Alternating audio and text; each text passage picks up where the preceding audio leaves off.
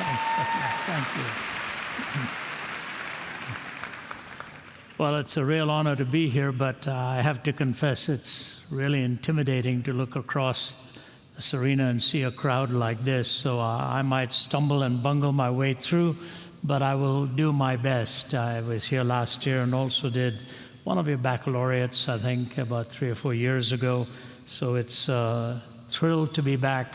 Thank you, Pastor David, for having me when he wrote and asked if I would come back. I'm really honored to be here. This vision, the vision that brought this school into being years ago, is as needed as ever. And where we were staying in the hotel, many of your students here are working out there, and their grace and kindness was remarkable. The fact of the matter is we cover the globe. We travel all over the world. In fact, straight from here, I'm heading to England to speak in Birmingham, and from Birmingham on to Seoul, Korea. So we are wanderers, and we look like our passport pictures because that's how the fatigue builds up. But we notice very much courtesy and service as we travel, and the staff at where we were staying were just remarkable. So thank you so much. And so the two reasons for the success of our marriage. Number one, travel a lot. Because they always appreciate you when you come back. You know, they don't really see your faults that close. The second one was just before we got married, I was sitting around a campfire, and an elderly gentleman asked everybody to give us a word of advice. And we were listening to that advice. When the older gentleman's turn came, he just said, take 2 cars to church. I had no clue what that meant. But then I found out my wife's idea of time and my idea of time are 2 dramatically different perspectives. When the Lord returns, she's going to ask for 10 minutes more, if she could get that, please.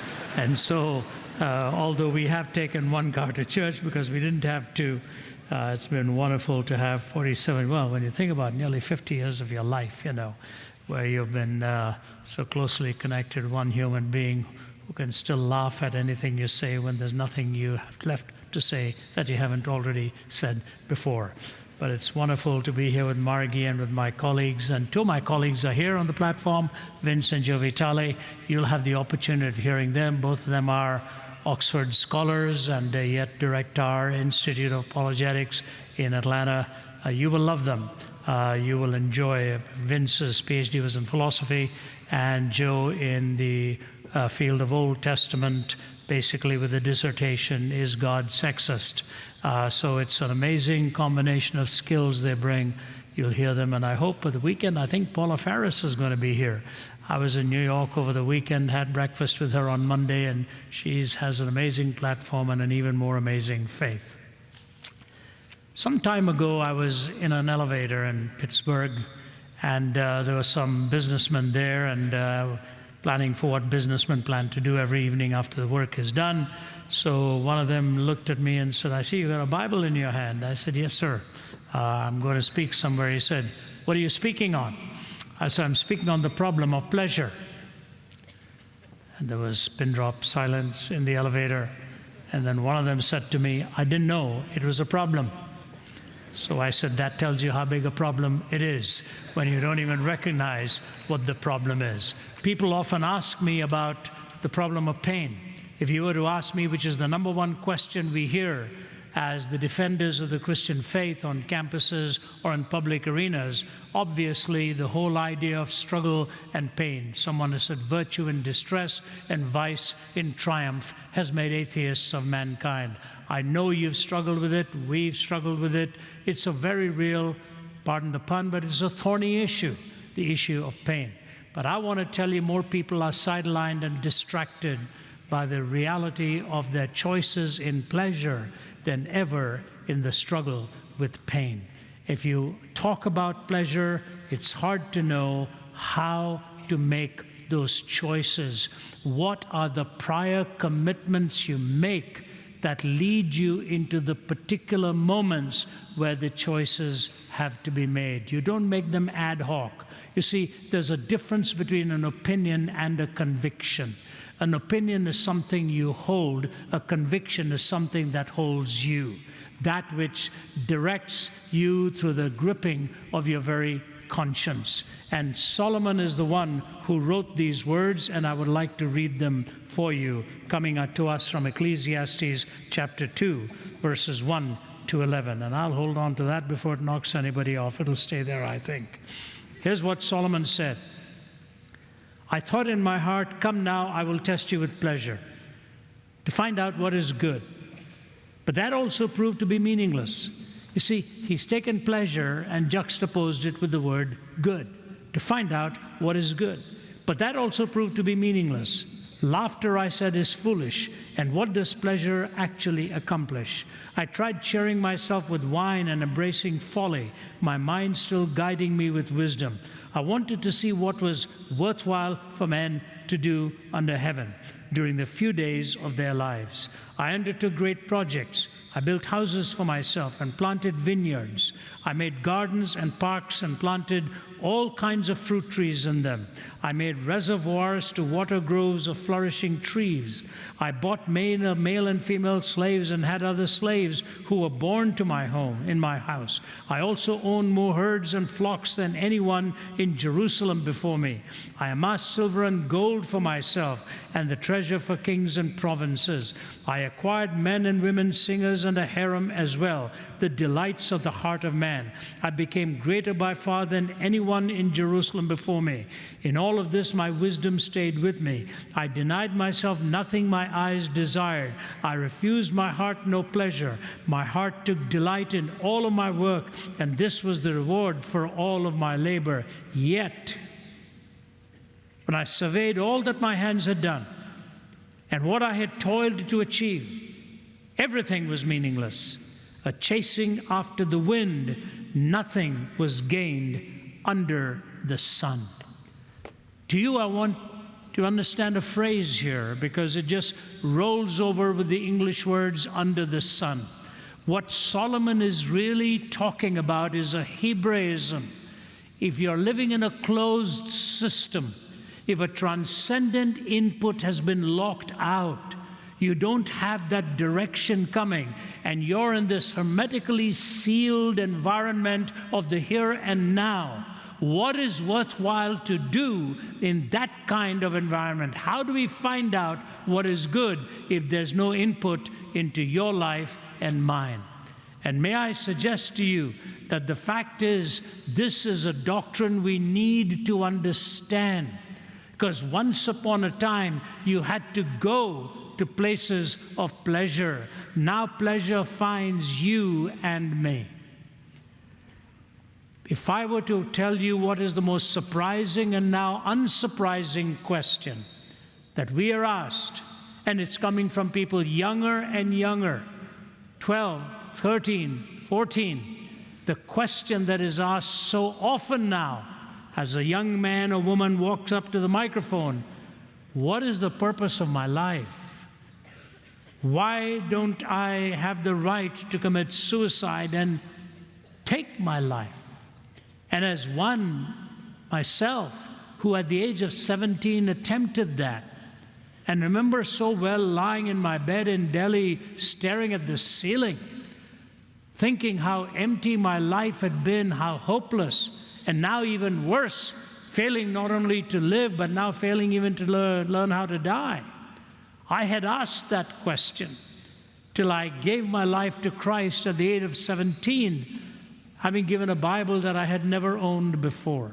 So this question of pleasure is real. A young man just a couple weeks ago was talking to me on the phone, 18 years old, asked by his father to me, would you please call my son? He's struggling with suicide. So I picked up the phone and called this young man. And I asked him a simple question. I said, how long have you been struggling with something like this? I expected him to sort of stammer and stutter a bit and mutter around and think back. He said, it all began when I got into pornography. I said, really? He said, yes. I said, how old were you? He said, 8. That caught me completely by surprise. 8 years old, so you're talking about 10 years ago, just At the turning of this new century, this little guy got his hands into something that was wreaking havoc with his imagination and planting desires that no one person in this world could fulfill and satisfy, and therefore started struggling with taking his own life. A psychologist, I was mentioning last night speaking to the pastors here in town, that a psychologist has come out with a staggering statement, and here's what she says. She said the desire for suicide is the newest sexually transmitted disease. She doesn't mean literally, she means figuratively, because once you have enjoyed what was reserved by God for the years to come in the consummate expression of marriage, has now already been experienced by a little one who cannot process it, of having something without having any commitment to anybody. And so the desire to end it all, no future, no hope, it's a very real thing. One of my favorite essayists, F.W. Borum, to whom I'm indebted for this outline, by the way, not the talk itself, but the outline, because I'll leave with you 3 principles before we are done. But here's what he says in one of his essays. Laughter, merriment, and fun were evidently intended to occupy a large place in this world. Yet on no subject under the sun has the church displayed more embarrassment and confusion. One might almost suppose that here we have discovered an important phase of human experience on which Christianity is criminally reticent, a terra incognita which no intrepid prophet had ever explored, a silent sea upon whose waters no ecclesiastical adventurer had ever burst, a dark and airy country upon which no sun had ever shone. One preacher tells us of the devout old Scotsman who on Saturday night locked up the piano and unlocked the organ, reversing the process last thing on the Sunday evening. The piano is the sinner, the organ is the saint. He went on to tell us how some would wax merry at the person who regarded table games as a gift from heaven, while billiards he deemed to be a stepping stone to perdition. The play we condemn, it is anathema to us, the same play or a vastly inferior one screened on a film we delightedly admire. One Christian follows the round of gaiety with the maddest of the merry. Another wears a hair shirt and starves himself into a skeleton. One treats life as all a frolic, another as all a funeral. We swerve from the Scylla of aestheticism to the Charybdis of asceticism. We swing like a pendulum from the indulgence of the Epicurean to the severities of the Stoic, failing to recognize with the author of Ecce Homo that it is the glory of the Christian faith that, rejecting the absurdities of each, it combines the cardinal excellencies of both. We allow without knowing why we allow. We ban without knowing why we prohibit. We compound for sins we are inclined to by damning those we have no mind to. We are at sea without chart or compass. Our theories of pleasure are in hopeless confusion. Is there no definite doctrine of amusement? Is there no philosophy of fun? There must be. There has to be. But you know, I find that kind of oxymoronic, that one phrase, is there no doctrine of amusement? You never think of doctrine as something that's liberating. You think of it as something that's binding. You think of amusement as that kind of escapade into which you can find some freedom. The fascinating thing about the book of Ecclesiastes and the indulgences listed is that it was written by a man who had it all, Solomon. It is told that every day in his palace, nearly 14,000 people were fed. He led that nation from the middle of its history to its peak and was instrumental in the beginning of its decline. It's fascinating today. If you go to Jerusalem and you look up at where the harem of Solomon was, and you're looking up at it from the valley of Hinnom, which is the Hebrew for Gehenna, the valley of hell, where children were offered as sacrifices. The juxtaposing of the harem with the sacrifice of children couldn't be more ironic in our time as well. So what is it? How do we find answers? I will have time to just give you 3 principles today and leave them with you.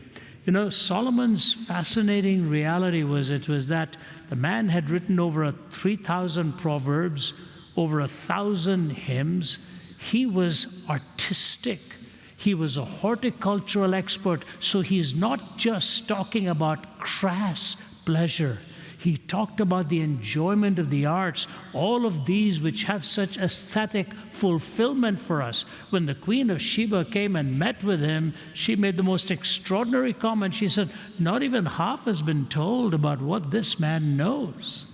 And yet, at the end, he brought the kingdom to ruin, and really, his own life completely had fallen apart. See, wisdom is not a theoretical knowledge of knowing what to choose. True wisdom is applying to do what is right. We hear so much politically today about right and left, right and left. We have forgotten there's an up and a down. It is that up and down that really gives us the GPS for the soul, the navigating of how we go through these maze of struggles. And take my word for it, when you traverse the globe and you're spending half your life in a hotel room, and you've done so for years, you know what the offerings are. You know what the seductions are. You know what the buzzwords are. You know what the allurements are. But you also know you had better have a pre-conviction and a commitment, or somebody is there to waylay you, because that's what the enemy of our souls is all about. And so I give you the 3 principles. All of them come to us really from the battlefield in real life. The first one comes to us from Judges chapter 7, and that one is this. Gideon is about to face a huge army with the Midianites. He doesn't know how he's going to handle this army. So he amasses his own young men to go and fight it. 32,000 of them, the best of the men. And God says to him, you've got too many. He says, how on earth can I have too many? Have you seen the Midianite army and their size? We're going to be encircled within minutes, and we're going to be slaughtered by them. God says, no, you've got too many. I want you to ask all of your soldiers which one of them is terrified, which one is fearful, and you remove them and go with the rest who are willing to take on this battle. 22,000 of them are gone. They say, Gideon, we just think this is a foolish battle. We just think we are not going to be able to fight it. So 22,000 are gone. He's left with 10,000. God says, you've still got too many. Now something happens that the soldiers are unaware of, what this test is really about.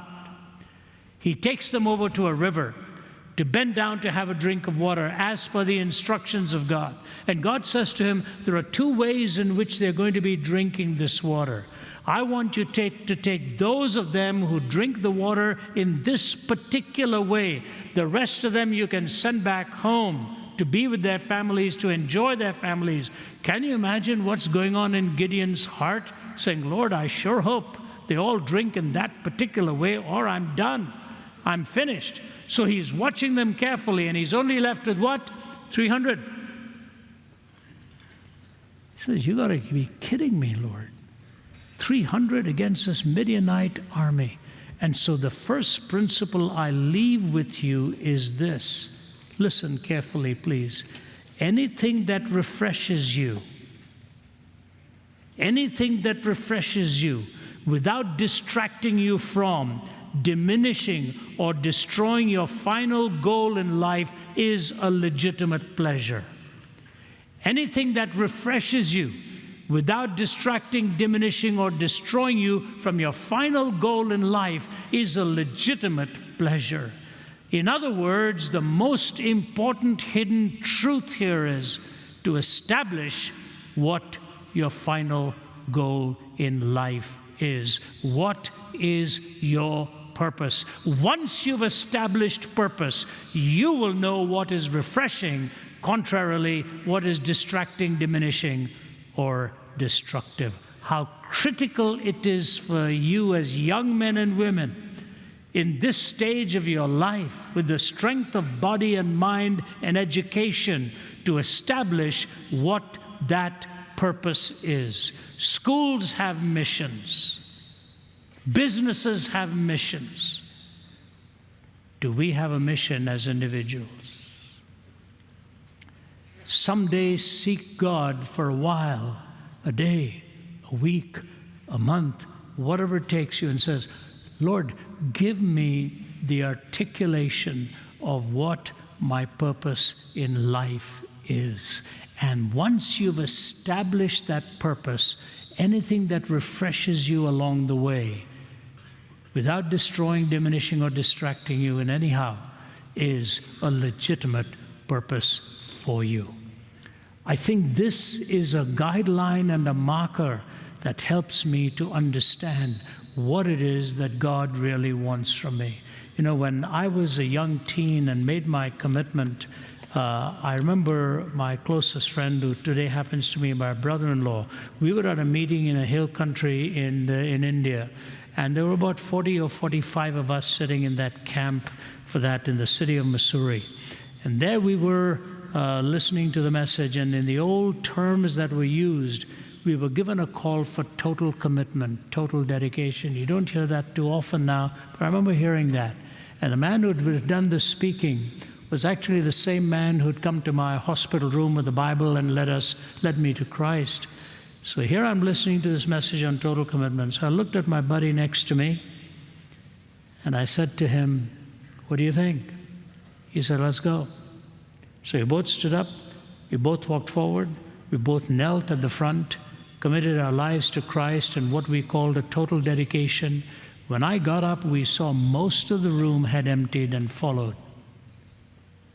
There were a couple of young women who were still sitting, just like this in the back. I said, boy, that takes a lot of courage not to go with the flow. But I didn't think anything more of that and just said, well, maybe one day the right time will come.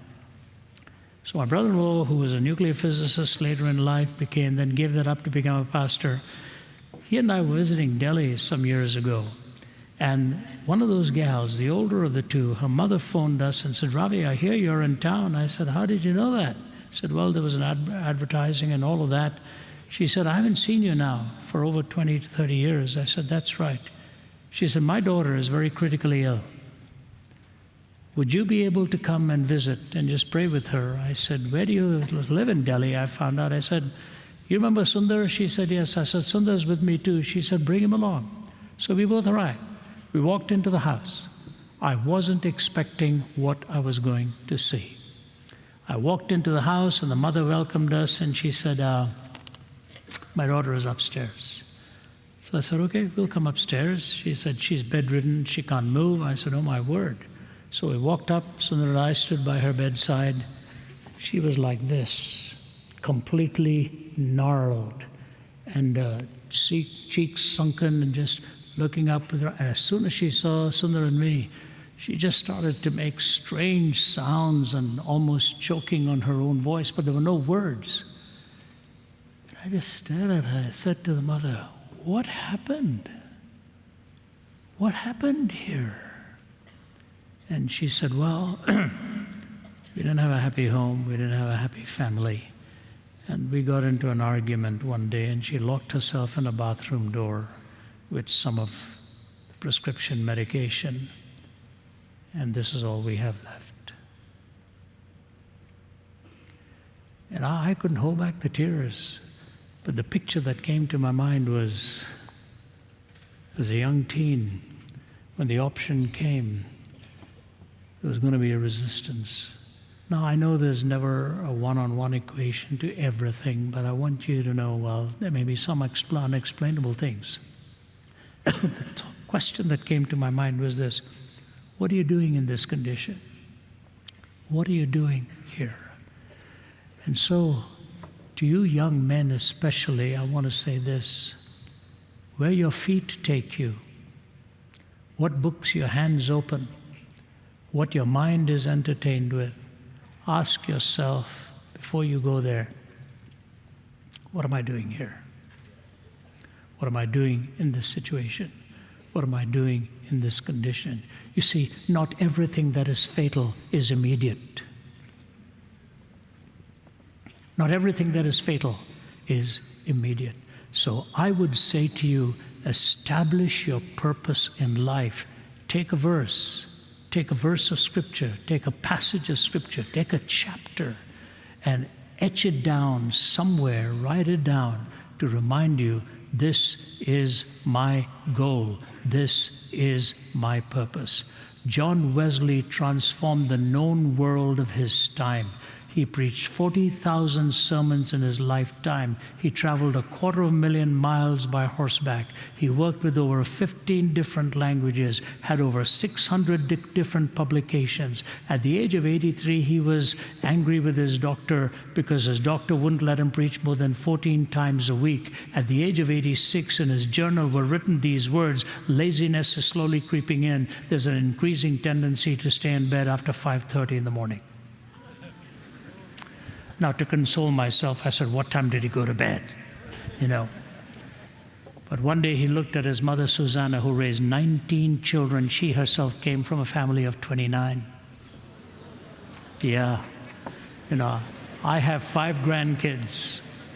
After they leave our home, Margie and I just stare at each other and say, what just happened here?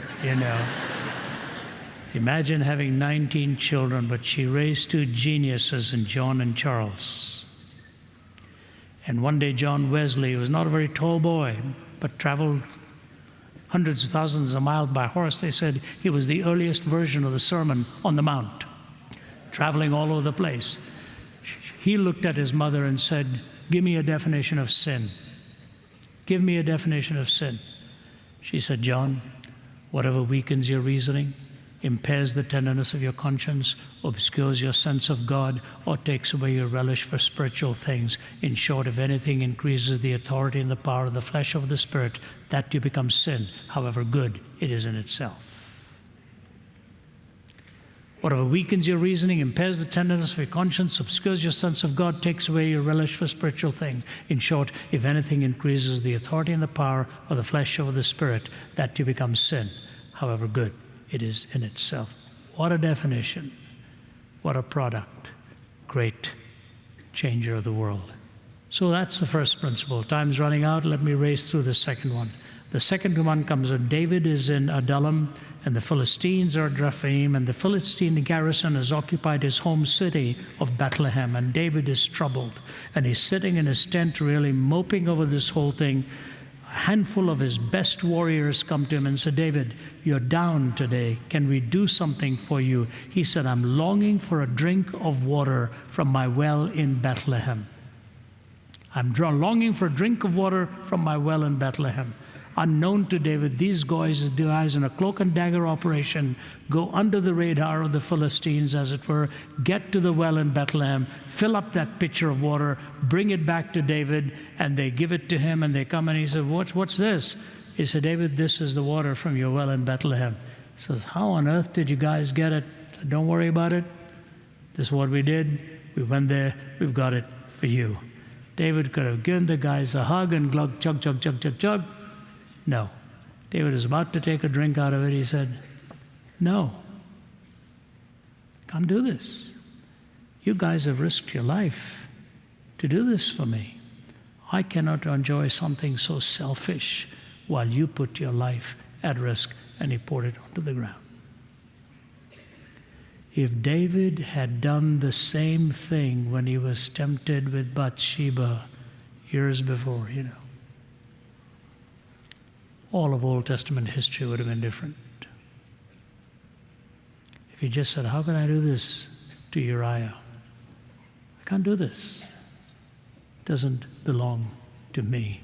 And so, ladies and gentlemen, the principle that comes is any pleasure that jeopardizes the sacred right of another is an illicit pleasure. Any pleasure that jeopardizes the sacred right of another person is an illicit pleasure.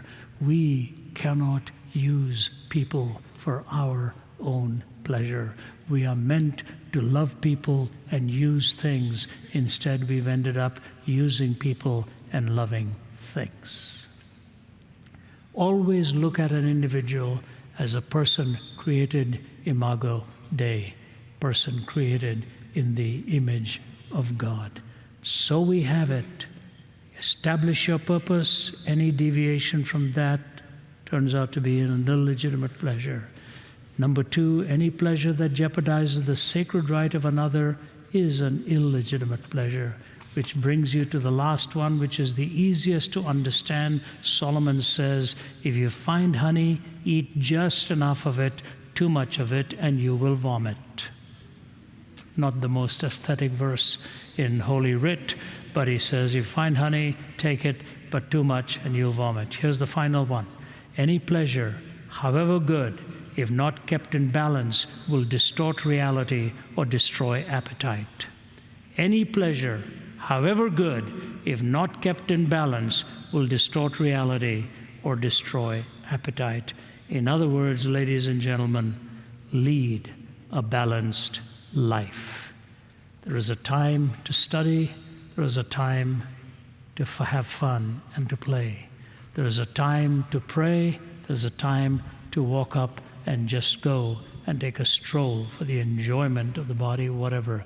There's a time to go to the temple, there is a time to leave the temple.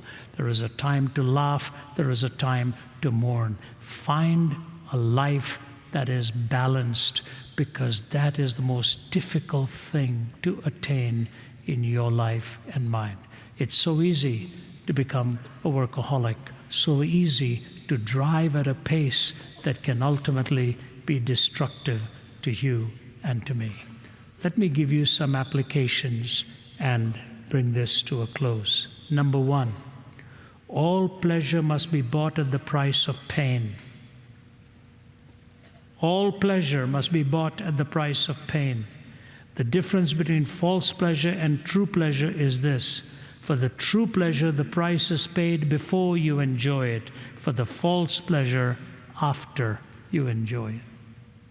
For true pleasure, you pay the price before, with sacrifice, with resistance. False pleasure, you pay the price afterwards and say, what have I actually done? Number two, the second principle I leave with you is this. Meaninglessness, says Chesterton, listen carefully, does not come from being weary of pain. Meaninglessness comes from being weary of pleasure. Meaninglessness does not come from being weary of pain. Meaninglessness comes from being weary of pleasure. And the last one I'll leave with you is this. The ultimate pleasure that you can find is when you know the discipline and the delight of worship, worshiping God in spirit and in truth. See, the Greeks created the university for what purpose? To find unity in diversity. That's why they created the universities. But the Greeks never found it. The Greeks never found it because all of their precepts were merely on virtue and harmony, abstract ideas. It was left to the Hebrews to remind us that we don't find it just in ideas, we find it in our relationship with God. He is the source of all truth.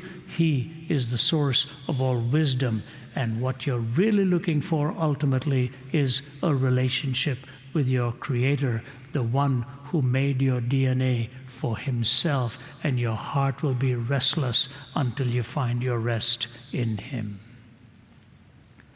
Some years ago, an Olympic medalist came from miles away to visit me. Muscles like watermelons, bulging out of his body, sitting across the table. When I looked at him sitting at the table there, I thought to myself, goodness, I didn't know they made trousers this size. And so he's sitting across me with my unenviable musculature. I'm sitting there watching him. I looked at him and said, what brings you here? He said, I've heard your story on the air and I listened to you on the air. He said, Ravi, when I won the bronze medal, and he named the Olympics, I was heartbroken. And the reason was, as the gun was about to be sounded, The one thought that distracted me was my question in my mind, is my father watching? Because he said, I have no relationship with my dad. And he told me I was wasting my time. Now I was about to win a medal. I would have won the gold, but for a moment I lost my concentration and I won the bronze. I said, it's not bad, to win the bronze. He said, no, that's not what I want to say. I'll give that bronze medal and everything away if I could have a relationship with my dad. I'd give all those medals away if I could have a relationship with my dad. This is the month you're focusing on relationships. All relationships can only be defined when your relationship with God has been defined. And that relationship dictates for you your choices in pleasure. One last thought. Time is a loan. You'll have to return it one day. Eternity is a gift. God will never take that back from you. Time is a loan. Eternity is a gift. Take this loan and use it in a way that you can return it to God with a delight in your heart, and what He has awaiting for you in eternity, eye has not seen, ear has not heard, neither has entered into the heart of man the things which God has prepared for them that love Him. Determine your goal. Don't get distracted. Find out how to lead that balanced life and never jeopardize the sacred right of another person. You will find pleasure to be fulfilling, and the greatest pleasure at His right hand are pleasures forevermore. Learn to bridge the head with the heart in worship, and that will bring you the fulfillment for which God has made you. My time's gone and I'm seeing red, so God bless you. Thank you very much.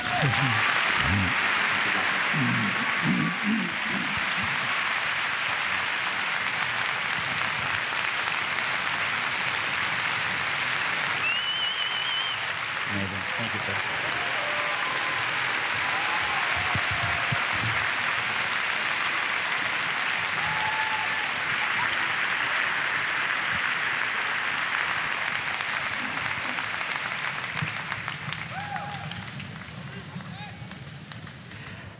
Thank you, Pastor Ravi. Just a couple of quick moments together here. Talk to us about relationships. Take us a little deeper in as it relates to pleasure. It's great that we have Margie with us today. 47 years you've been faithfully married together, and so many people walk into a life where they've seen the very opposite of 47 years of faithfulness. A lot of our students come from broken homes. A lot of them have seen the very opposite, where someone got into marriage for pleasure and not for worship. And so what advice would you give someone, not just in marriage, but in their friendships? And so many people get in it for the wrong reason. They use people, like you were just saying. I love that quote when I was taking notes, using people and loving things. So they use people as a means to an end, instead of just an opportunity to worship. Give advice to us about how to apply our relationships and not let pleasure become the main purpose behind them. Well, starting first of all with marriage, I think we live under the illusion that marriage is always walking through a row of daisies hand in hand, and you're just going to go and have a steak somewhere at the end of that walk. Let me give you two words that will define marriage. You're not going to be happy about this, but here it is. Hard work.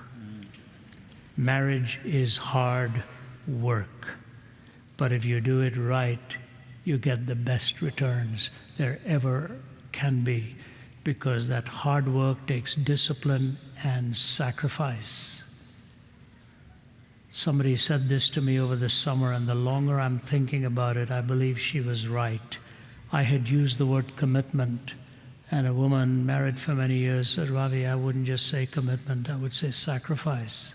And David, as you well know, the longer I look at it, you sacrifice a lot along the way, but the returns are even greater. Don't ever marry with just a wish list of what you want. Make sure you also have a wish list of what you want to be and do and give. And I think that would be the choice that I would say to you. Men are drawn by the eye. Women are drawn by the ear. You know, they hear some nice words. Well, he thinks I'm beautiful. He thinks I'm brilliant. He thinks I'm this. You know, all that. He sounds like a poet to me. Boy, Shakespeare would be jealous of this guy's lyricism and all of that. I know how it is. I'm a father of 2 girls. I know what they were bringing. Look at this poetry, Dad. You know, look at how beautiful he says all of this. I said, it's okay. This is in the wooing stage. Wait to see how much poetry he gives you 5 years into the marriage. Now, my father-in-law was married for 60-some years. Every paycheck, he brought a dozen roses for his wife over all those years of married life, okay? He was released by the company he worked for during the oil crisis. He'd worked there 32 years. He brought the dozen roses with a note saying, this will be the last one. You know, I don't expect a paycheck from here on. But you know, before he died, I was talking to him, and he said to me, I'm afraid I haven't left enough money for Mama. So I said, Dad, you have. He said, how do you know? I said, I've talked to your accountant. That stunned him. You know, I said, besides, Dad, even if you hadn't, we're here. We'll take care of her. He said, no, son, it was my duty. That word we don't like anymore, David. Yeah. You have a duty. You have a duty to your spouse, and that duty involves sacrifice. And you know, he went silent for many days. My wife was by his bedside with 2 of her sisters and the mother, and he didn't say anything for several days till he opened his eyes and looked up to the ceiling. He was 85 then, and he just said, that's amazing, simply amazing. And then he looked at his wife of 60-some years and said, Jean, I love you. And he was gone. He'd done his duty. So I say to you, it's hard work. Do your duty and seek to serve, not just to get, and the returns will be far greater than you ever envisioned. Love is hard work. Phenomenal. Yes, sir. So true. So if marriage exists ultimately in making you holy and not making you happy, but yet there are seasons in a commitment and in a relationship where you just feel like the drought just won't go away. The valley continues to get deeper instead of you finding yourself eventually coming out of it. What advice do you give to someone who says, I can't remember the last time that we were happy. I can't remember the last time in a friendship where it didn't feel like every time I got back in, there was not, I didn't leave more exhausted. What advice do you give to someone? Yeah, and you know, any simplistic answers would be disrespectful of the person and what they are going through. I was mentioning to the pastors last night, a young 14-year-old boy came up to me and made the comment. He said, in 11 days I turned 14. But in 11 days I have to make a decision between my father and my mother. I just looked at him in a state of shock. At the age of 14, he was having to make a choice because the home was breaking up. And I put my hand on his shoulder, and I just didn't know what to say except call him by name and say to him, you know, I hope and pray you don't have to lose either. But corrective measures are harder than preventive measures. And so preventive, I say to you, young men and women, have a disciplined devotional life, because that gives the window to your soul from God to speak to you and keep you to make repeated mistakes. Because the more the mistakes are repeated, you are building a wall of separation. And then how do you take that thick wall down? It's easier to take one brick down rather than build a whole wall. Believe me, I've seen people, once they've built that wall, I say, how did this happen? How did you let this happen for so long? So don't allow separation to fester. Don't allow that sense of distance to build and say, I'm going to wait till she says I'm sorry, or till he says I'm sorry. Your responsibility before God and my responsibility before God is simply this. Please tell me what I have done wrong, and I will say to you, I'm sorry for that. Here's what I think, but if I've not got it all, you tell me. And you have to know this is the wife or the husband of your youth. They gave up everything for you and walked the path of life with you. Don't let a handful of disappointments break up that initial love and trust. Love needs nurturing. Don't allow distance to be built. And by the way, that's true not just of marriage, it's true of your friendships too. Yeah. If you feel wronged by a friend, go over and sit down and say, look, I love you. I really want you as a friend. I want to be a friend to you. Swallow your pride. Yes, Humility is the first strength for any relationship. If you're not humble of heart but conceited of heart, you will run into wall after wall after wall. Just own up to your fragility and your finitude and say, I'm going to work harder of this because I need your friendship. I want to have this relationship with you, and please forgive me for what I have done. I love you too much to allow this to separate us. In the end, you will be a better person for it. Yes, sir. Tomorrow is Mental Health Awareness Day globally, and you've been very transparent and honest and vulnerable about being suicidal. You drank poison when you were a teenager, and in a hospital the Lord delivered you. But you've been able to weather through that, and obviously God's done incredible things in and through your life, and you've turned tragedy into testimony. But there are those in this room who deal with mental illness, deal with suicidal tendencies, deal with dark hours of depression, and it has not been easy for them to just stop drinking the poison of the world. Talk to us about the balance of medication and the balance of finding a way out.